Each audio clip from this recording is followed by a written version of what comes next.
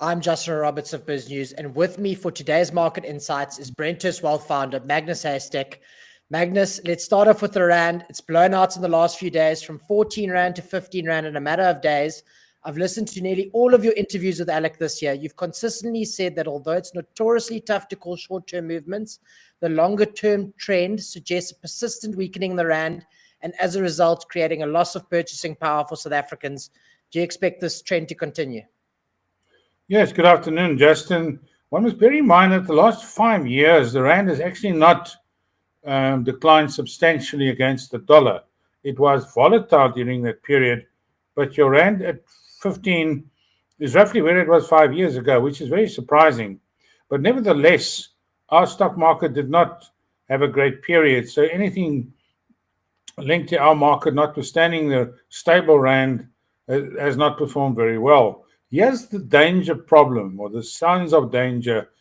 And the reason why the rand was so stable is what we had: the very accommodative monetary stance by the US Federal Reserve, the tapering, the pumping money into the system, humongous amounts of money into the system, keeping interest rates low in the States. We seem to have reached a point where interest rates in the United States can start moving higher. And that is a very definite warning sign of the rand-dollar exchange rate. And on the other hand, at the same time as these things happen, we've got the slowdown in China with the Chinese government trying to cool down the economy and impact on the housing and construction. And they've been heavy buyers of our products all along. And if that also comes at the same time, that'll put pressure on our balance of payments, and we can... And I'm not predicting, it's a scenario that I'm sketching. People always say, oh, you predicted. I said, no, it's a scenario game. You change your scenarios as time goes by. I'm just saying those are the two factors that we're looking at as far as the rand is concerned. So my advice to people is buckle up. It could be a rough 3 to 5 years if the scenarios play out as we expect. And obviously, well, we won't get it 100% correct. So we've gone from fairly neutral on the rand dollar to fairly bullish on the dollar and buying dollars very aggressively. Magnus, you've just chosen a 5-year period to look back. Let's take it back 15 years. 361 is one of the asset managers I follow closely. Most of their hedge funds have managed to achieve around 15% returns in rand terms per annum since inception around 15 years ago, which takes some doing. However, given the currency weakness over that period, it results in around 7% return per annum in dollar terms. That's an 8% differential, and it makes a huge difference when compounded for that period of time. I guess that underpins the importance of taking a stance on the rand and its effect on your investment returns. It does have, and it sometimes confuses people, and they always think if you're talking offshore, it's a simple rand dollar call. It's not. You also have to look at the underlying growth rates, and that's where the last 5 years we've not grown in South Africa. The macro picture was very poor, and you can see it in the returns of our non-offshore funds. You can just go and look at any of our top local equity flexible funds, and I'm not going to name names again, but there are a couple on very large ones who've given you 1% per annum over 5 years. And if you take out the friction costs, you actually made no money in over 5 years. It's been a very, very poor 5-year period for people who did not have offshore exposure. So a lot of people are now finding out it hasn't been a great place to stick around with your money because the economy has been so poor and the profits of companies have been under tremendous pressure. And I don't see it changing. I really, I sometimes get quite alarmed when I see these bullish commentators about now's the time to buy and our market's undervalued. I'm seeing other things there which I don't like, and I talk about it, and I don't care what people think about it. I just don't see it. I mean, I wouldn't touch banks. I wouldn't touch retailers. I think the average man in the street is broke. There's no consumption expenditure coming through. You can't get a loan at the banks nowadays. They're very, very coy about how many loans they're granting, especially higher-end loans. I mean, the private equity bank credit extension this year, I think, is negative. I mean, how can you get economic growth consumer spending when the loan extensions are negative. So I see a different picture, and it's not a great one. Magnus, you've been mentioning Japan as an exciting investment destination in recent weeks. I read an interesting tweet earlier this week that in order to have outperformed in the month of September, you would have needed either exposure to Japan or the energy sector. Japan's had its difficulties in the last 30 years or so with deflation, and as a result, bad investment returns. But what's changed? Well, the politics, they've changed there's a change of government taking place, and they're hoping that the new guys who come in will be more accommodative and more free market orientated and pump more money into the system. But Japan has been a very nice diversification from the US over the last 10 years or so. We don't talk about Japan in South Africa. We don't understand the language, the culture, the market, so we never talk about Japan. But you've got to remember the Japanese stock market, if memory serves me, is still the third or fourth largest stock market in the world. It's a massive, humongous stock market with many, many, many global companies listed on there. Toyota, Nikon, you name it, they're there. But we just don't have anybody following Japan from South Africa, so it tends to get forgotten. We have, as our diversifier, been putting some money in Japan, and it does very well when the rest of the world tanks. It comes through and it gives you what it should be doing, some diversification. So yes, top market so far this month is Japan. It's up 6%. The rest is down between 2 and 20. Magnus, I know you like to target themes. Tech and healthcare specifically, you've been bullish on for the better part of a decade. But where do you sit on the ESG fence?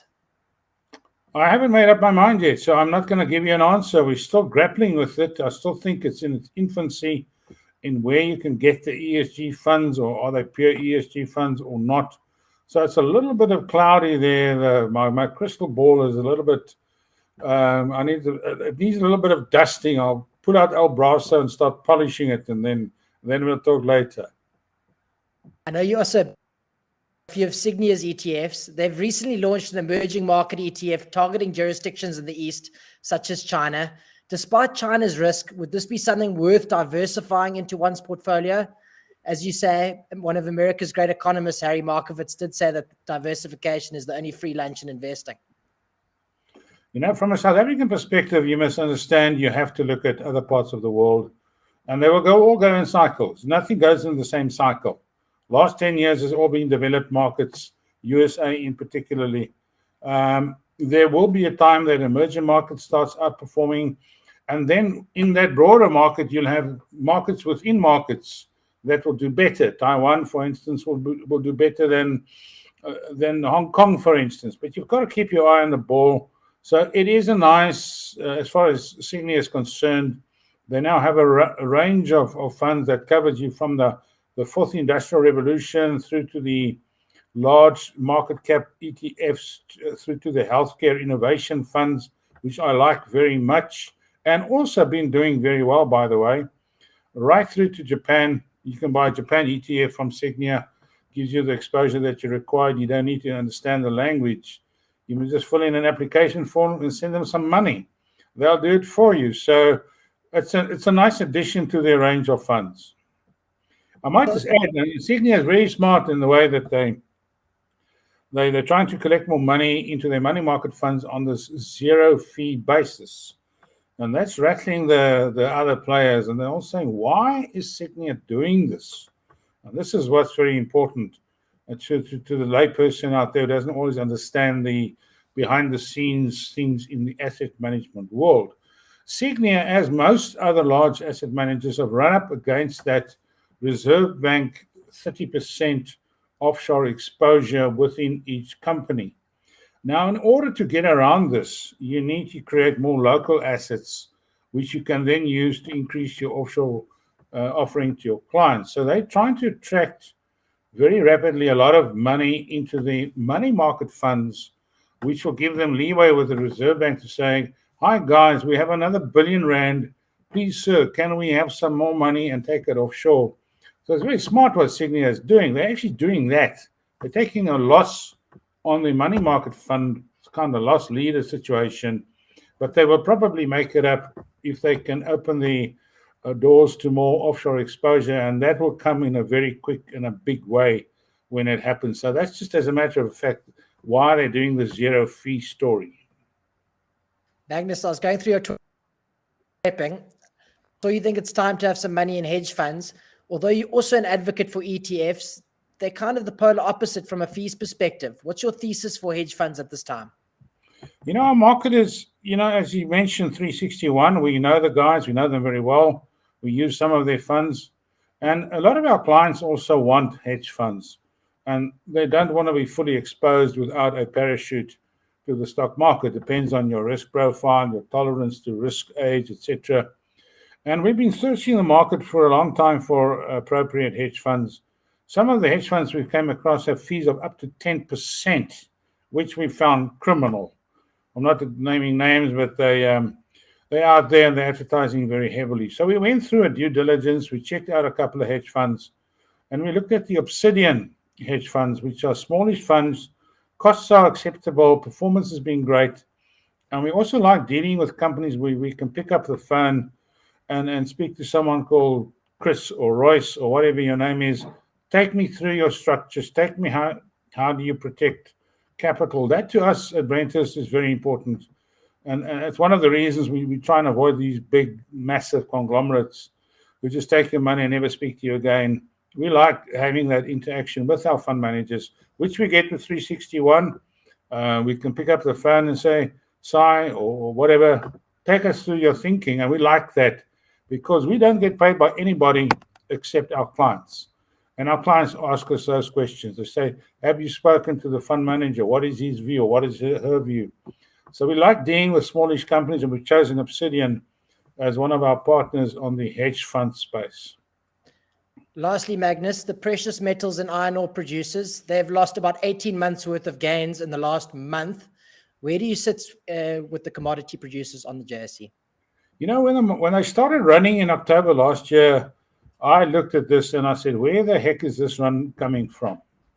And it just blew out, as you all know, and everybody just made money hand over fist. The tax man was coining it. And I think I tweeted once or twice. I said, listen, I've seen this movie before. This is now commodity boom bust number 9 kind of stuff. It's almost like Rambo 11 or something like that. I said, I've seen this movie before. I'm not biting into it. In fact, we put out a document written by our managing director, Brian Butchard, who actually said, we're not falling for this trick. And of course, last 2 months, it's lost 50%, back to where you were in October last year. And I suspect it's going to bite us when the revenue numbers come out for the next 6 months. That profit we made in the first quarter of this year is all going to be given back. So that was a boom bust, version number 7, and it's not time to get back into it. I'm Justin Rowe-Roberts of BizNews, and you've been listening to Wednesday